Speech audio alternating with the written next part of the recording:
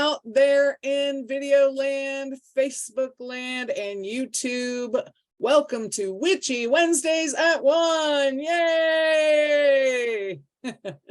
My name is Maria Schell, and I thank you so much for joining us today.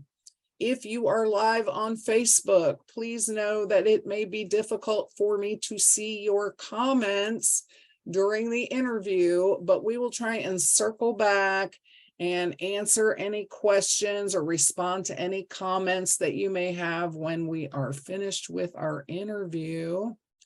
If you are watching this broadcast on YouTube, be sure and hit that like button. Hit the bell to be notified when we are going live again on Witchy Wednesdays, and also subscribe because that helps us continue to offer this podcast. Meanwhile, I am fresh back from Starwood Festival, so if you missed me last week, that is why. I was in the middle of the woods with absolutely no signal. But I am back and ready to get going again, and I am very excited to be featuring my special guest speaker, Tina Armor Parchman of the Fairy Circle, the Fairy Ring, my apologies, the Fairy Ring, to join us on our podcast today. Welcome, Tina, and thank you so much for making time to share your story with our viewers. Thank you for having me. You're very welcome. So tell us about who you are and how you were led to find your path, your feet on an alternative path. Well, I'm Tina Armor, and I was always into fighting stuff from a very early age. As a teenager, I had cancer, so I was housebound in the 90s. Way before COVID, I was housebound. Oh my. Time to learn the tarot cards, to learn the history of the fairies, and it just kind of opened my path from there. And then fast forward in 2009, I'm working for corporate America, and I get laid off. And was cleaning out the garage, and I found some tarot cards, and I thought, oh, okay, I'll start reading. I started reading the neighbors again, and then I put an ad on Craigslist, and then it led to me doing parties, and it led to me working in numerous gift shops, and then opening my own business, which I closed out in 2013, and it just kind of went from there. That's wonderful. Yeah, it sounds like the fairies have been in and out of your life throughout many experiences. They have, like they are the earth angels. So when you say, archangel Michael, people don't think anything of it, right? Right. So the fairies are cousins to the angels. So they've been with us for many, many, many, many years. At one time in history, people would leave offerings, so they would get good crops and everything. And then through the years, Hollywood made them, almost like a joke, and they became bad. So I really like to teach people about the fairies to let them know that, hey, they do give us our medicine. I'll go to the doctor, but they give us our herbs and our medicines and our plants. They have their job and their place. Yes, ma'am. And they can make you things like lose your door keys, make you late for stuff. You don't want to get on their bad side. Let's put it that way. That is absolutely the case. Yeah. Mischievous. Yeah, I find that the fairies really are about healing and holding the earth, and they kind of have a strict perspective on what that looks like. So they do not garner any sort of interference in their processes with the earth. And they're a little bit like a genie in that you kind of have to be careful what you wish for, because you may actually get it. Well, if you do, and you don't leave an offering, say you get a better job or a new car, you have a great week, whatever, and you forgot to leave that offering, they're going to make you pay for it. Yeah. Again, they make you late to that new job because they hide your car keys, or you get stuck in traffic, or they're temperamental. Yes. You're nice or kind, you're temperamental. And like I had to cut down a tree, and I had to tell them, look, the tree's going to uproot, it's going to land on my neighbor's roof, and I'm going to have to buy a roof. And there's a reason I'm not destroying nature. Yeah. So in I left part of the tree, and I put a nice plant on it. Let them know I'm not maliciously doing that. Right. Right. Absolutely. Your good intentions with them too. Yeah, I think leaving an offering of thanks in nature is often one of the steps in the process that people often forget or do not tend to properly. And that makes such a huge difference in how your magic comes back to you, right? Because you have to be in a space of the gratitude of anticipation of your desires being met, right? Rather than a wait and see mode. But my dad had a really good garden, and all his neighbors and his friends and family members loved his tomatoes. Like his tomatoes had flavor, they were big. I mean, you could just eat a plain without salt. They were so good. And I said, "What are you doing?" He Right. goes, "Well, I give the first tomato back to the earth." And he left it at that, and he was so blessed with his garden every year. His fresh vegetables were amazing. But he had the concept, and he wasn't necessarily into all this stuff. But Right. the concept was right. You give your first crop to the earth. Yeah, absolutely. Yeah. You know, So how is it that your medicine or your magic or modality is playing out in this current timeline? What have you been up to lately? I've been working on my happiness. I've been working on healing everyone, taking care of my yard this year, really planting some beautiful flowers, Mm. cleansing and healing. I know people were like, want money and they want this, but I think it's about cleansing and healing right now. We're going into next year, so that's where I'm focusing on bringing happiness, positive back to the world again. Wonderful. Yeah, yeah, definitely a time for like cleaning out the baggage and each of us working on healing ourselves. Because when we do the inner work, we're also doing the outer work, right? As within, so without. And then everything comes in, your blessing, your Yeah, new home, your money, your good luck, all that comes in after you take care of this. yeah, absolutely. And spells bringing positivity, happiness, love back in the world, life back in the world Yeah. is where it at. Because I think the world's a little bit angry right now, and it's just like, okay, being more like love. Yes, absolutely. Yeah, the more of us that are hopping on the peace and light bus, the better a ride it will be for everyone, right? Yeah, 2024 will be better for everyone. It's just right now getting this part done. Right. So tell us about more about the fairy ring as your business. Okay, well, I teach people how to work with the fairies, the do's and the don'ts. They don't like thank you. Never tell them thank you.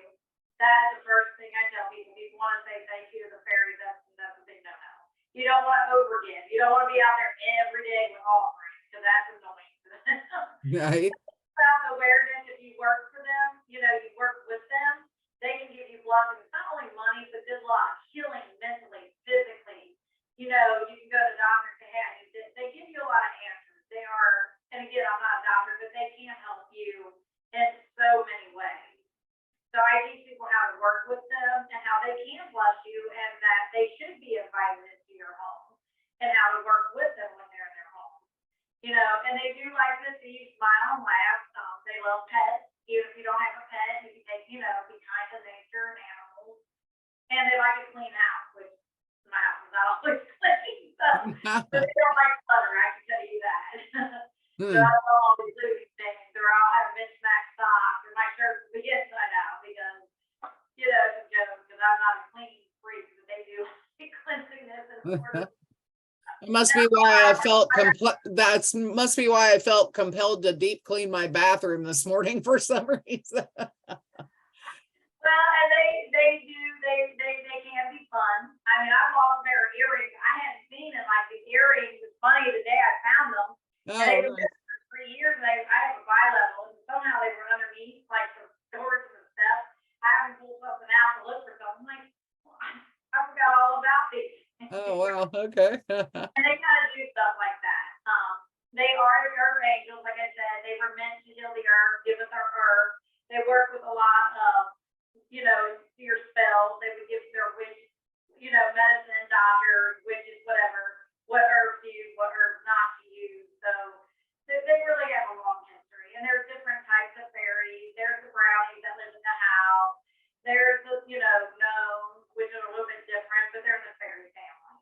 Yeah. And they don't look like cartoon characters. And they are shapeshifters. They could be a form of a bee, a bird, because they started hiding themselves because at one time they became bad. So they were being destroyed, and once they die, they can't come back. They Right. lived thousands of years, but once man started destroying them, they just can't come back. So they started doing the shape shifting. And and it's like if a bird gets in your face or a butterfly, that could be a fairy disguised as that. But they more look like, I would say more like space aliens, or they're not very pretty to look at. They're not Tinkerbell. Yeah, no. No, as a matter of fact, I have a fairy oracle deck, or I had one. I gave it to a girl who I'm pretty sure is fae. But yeah, the imagery that was on that fairy oracle deck was not like a group of like Tinkerbell pastel colored, ballerina fairies with little wings. They were definitely of a more serious visage and character, right? Right, absolutely. And they can protect your home. Say someone has bad intentions, they're going to say, we were going to break in your house. They might trip and fall before they even get to your house. So Right. they can be vindictive, and they can be very protecting, and they can do physical harm. That's why I said be careful, know what you're working with, don't overgive, don't undergive, don't, this is like if I give you a gift every day, it's kind of like, what do you want? You know what I mean? So Right. you gotta really know what you're going with now. And So it what? might take years before you even see them because they gotta gain trust with you. Yeah, absolutely. They are not trusting of humans for many, many reasons. Yeah, they destroyed them, they made them evil, and then they made them cartoon characters. So. Right. Yeah, absolutely. How is it that you have been able to study the fairy kingdom? What sorts of resources have you used in order to gain the deep understanding that you have of working with these creatures? Good question. Several fairy books, a lot of search on the internet. I've even read about them they're even in the Bible. It talks about them in Deuteronomy, so I was able to even read parts of that to learn about them. So just several books, a lot of internet research. Even the Bible talks about them. So several knowledges that way. Yeah, actually, if you happen to know the particular scripture that mentions working with the fae, maybe you could drop that into the comments for us, just so we would be able to look that up. Yeah, I know it's in Deuteronomy. I have to look up the actual scripture. It's been a while, so I can definitely put that in there for you. Yeah, that would be great. That would be great. I'm into, I'm Hagen and all that. It's just I came across the book that told me it was in there. Wait a minute.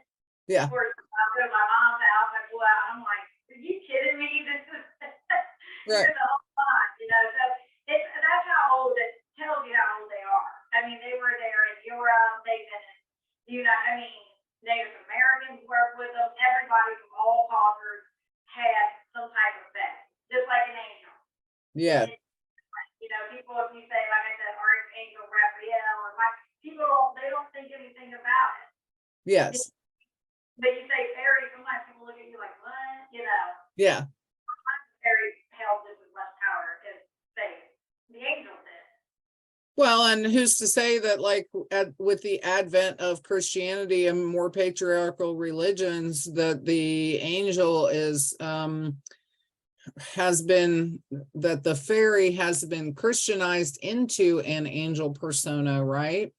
Right. Well, like I said, it talks about the difference in the angels and fairies in Deuteronomy. There's a whole page of it. You know what I mean? So I just found that interesting.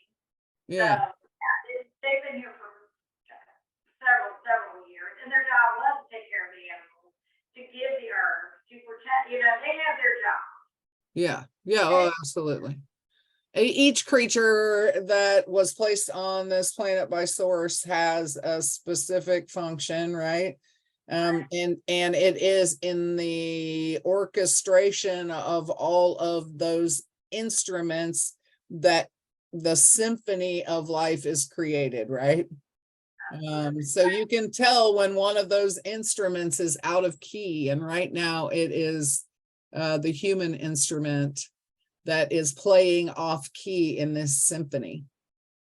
So that's why we do this work, right? Is to help ourselves get back into key so that we can make a joyful symphony with the rest of creation. Absolutely. And like I said, fairies are a big part of it. I mean, for instance, back in December when it got really cold, my car battery died. I thought, I don't have any money right now for a battery. What am I going to do? So the next day I thought, well, I'm going to go out there and start the car. And it started. I talked to my fairies. I said, well, fairies, you got to fix this battery. I left them a nice piece of cake and some beer. They do love beer. Right. And I left them some cake and beer. And a couple days later, it was like my battery never even died. That's amazing. I love that story. Yeah, and then about 3 days later, I left them some aluminum foil. They love aluminum foil. And I didn't tell them thank you. I said, this is for getting my battery started. And I left it at that. So. That's awesome.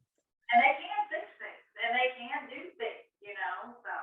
Right. The shoemaker and the elves is kind of a story of, you know, fairies being able to fix things, beyond the normal time and space that human beings can hope to accomplish, right? Right, absolutely. You know, like I said, they love rose quartz, they love forgive-me-nots, their favorite flowers, willow trees. So they do have their favorite things.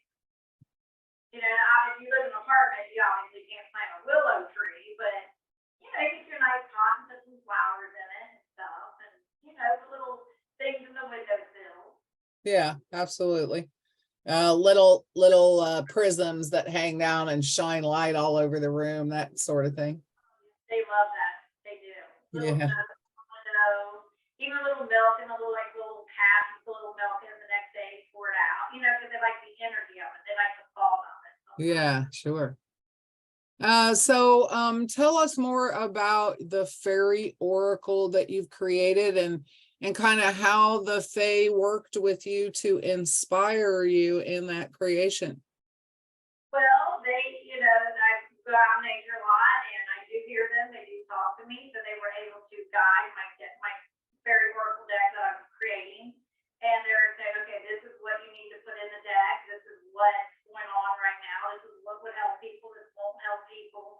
So they actually was able to say, hey, use this, use that. So they actually was able to give me directions on what people need. And it actually teaches you about the fairies in my deck. Because I have extra cards that gives you, it educates people about the fairies and how to work with nature. And, so it's also not just a fortune telling deck.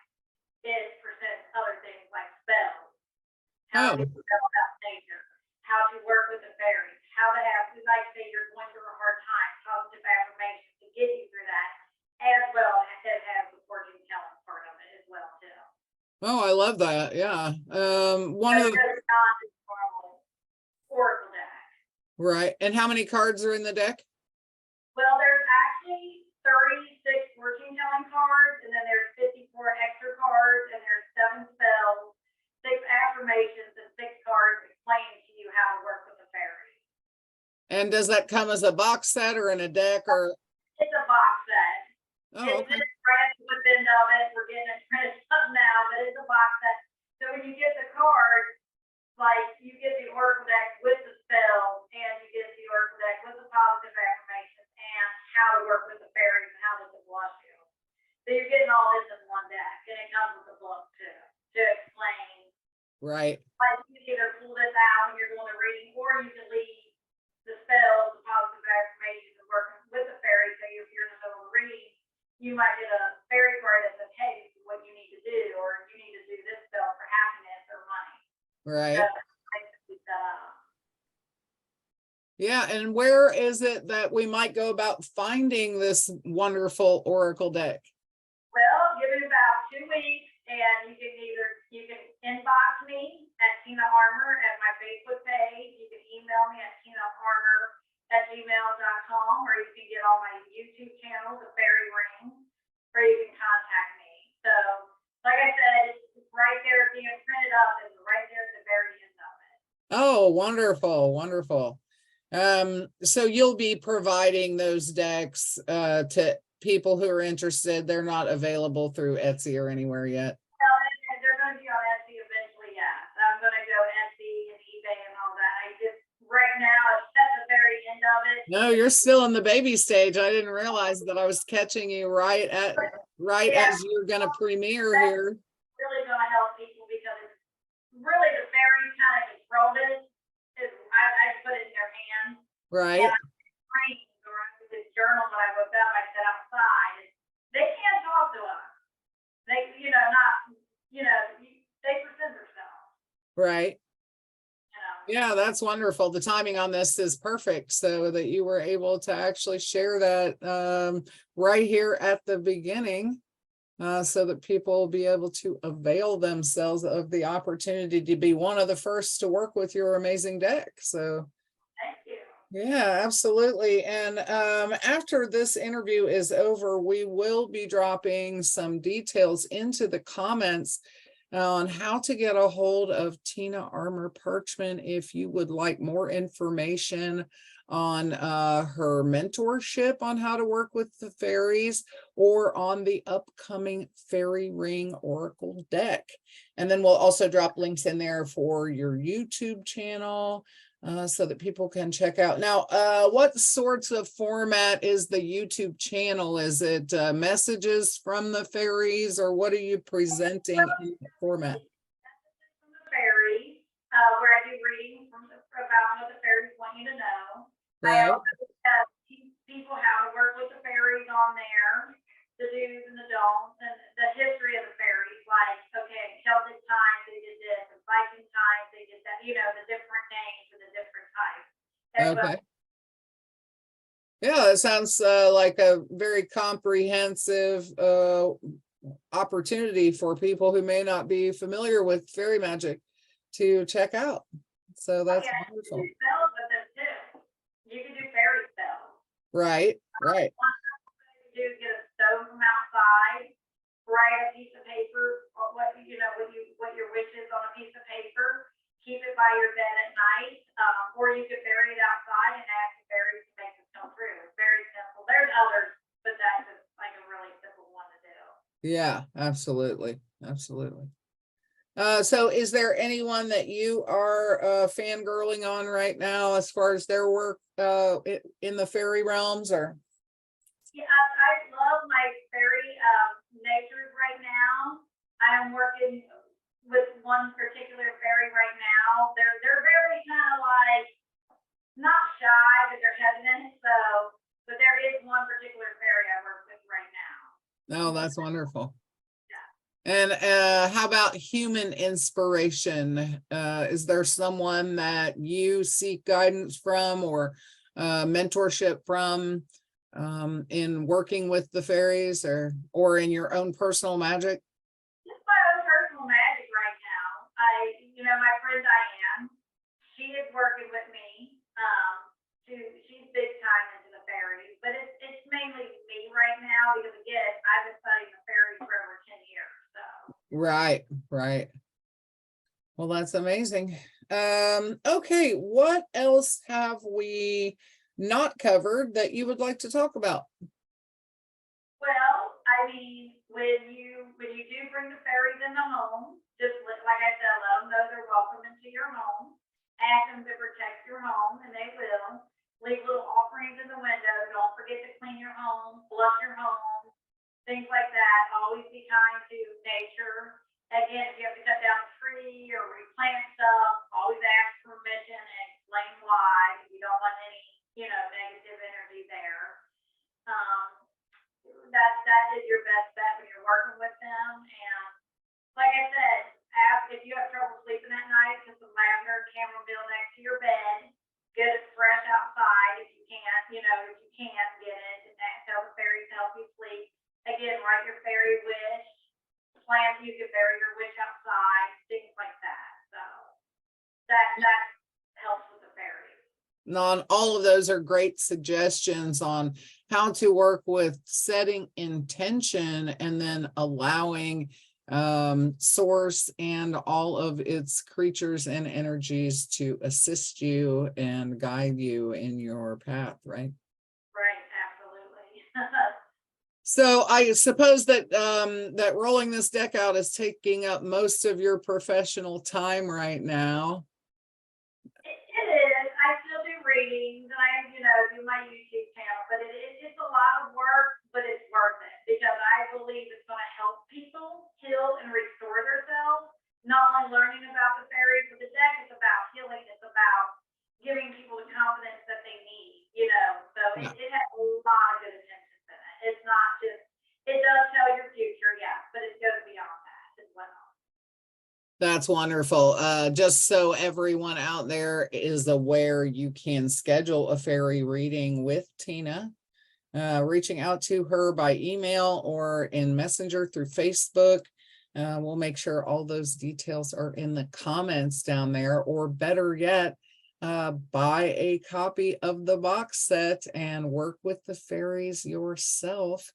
I think you will find that if you take some sound advice and blend it in with a little play and creativity, that you too can have a relationship with the Fae Kingdom. Absolutely. They love creativity and imagination, and so you're right. Yeah, they are playful pranksters at their best, for sure. And I think that they have a sense of humor as well. They'll make you laugh. Like Yeah.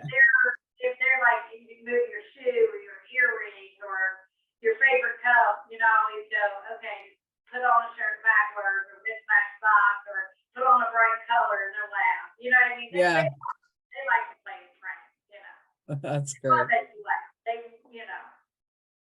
They are mischievous and funny at the same time. Absolutely.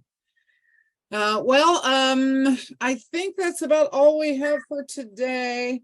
I want to thank you again for appearing on the program. I wish you super much success with the launch of your brand new Fairy Ring Oracle deck.